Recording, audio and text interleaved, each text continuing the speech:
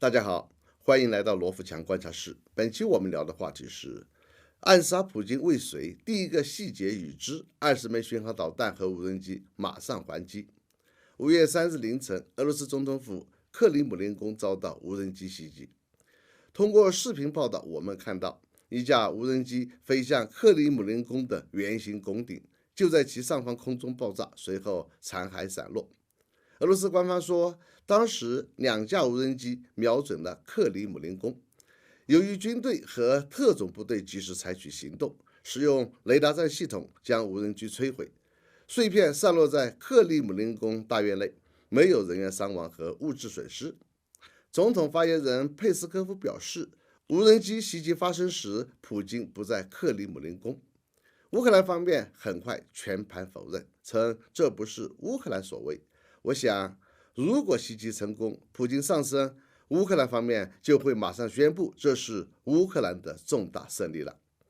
但乌克兰不少专家一致声称，是乌克兰情报总局在泽连斯基的命令下袭击了莫斯科决策中心。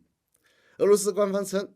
这些行动是有计划的恐怖行动，是企图暗杀普京总统，破坏5月9日的阅兵式。因为计划有外国政要出席，由于这一恐怖行为，普京没有受伤，阅兵时间表没有改变，照常进行。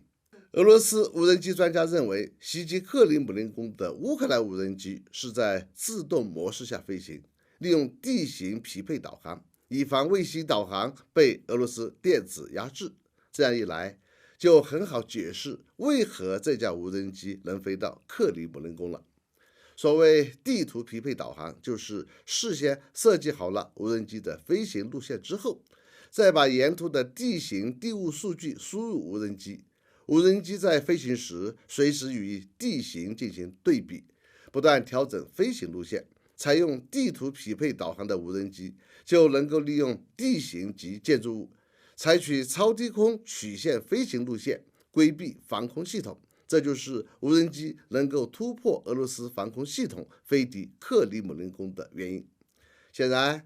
俄罗斯会有报复，结果20枚巡航导弹和无人机马上还击基辅，基辅上空一片警报声。应该说，泽连斯基这样的做法虽然冒险，但这显然是乌克兰能取胜的唯一渠道。普京被刺杀，因为无论乌克兰获得多少美西方援助，也不可能在战场上打败俄罗斯。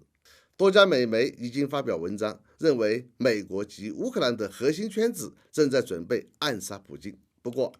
甩锅嫁祸是美国的老一套，所以现在泽连斯基和美国方面都在放话，说这一次袭击是俄反对派的阴谋。他们说，俄罗斯人袭击了自己，以便为摧毁泽连斯基奠定基础。与此同时，乌克兰一家著名媒体发表了一篇文章，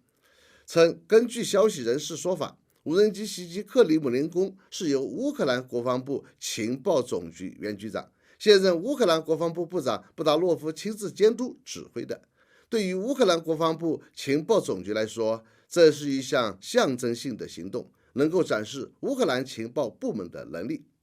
泽连斯基的确是在冒险，如果用无人机刺杀普京成功，乌克兰就将赢得胜利，但失败之后的风险是被激怒的普京可能会下决心出狠手，对泽连斯基采取斩首行动。俄罗斯国安会副主席梅德韦杰夫说，要对乌克兰总统府导弹攻击，将泽连斯基斩首。刺杀对方元首的潘多拉魔盒已经打开，接下来泽连斯基真面临巨大的生命危险了。好，本期话题就到这里，我们下次见。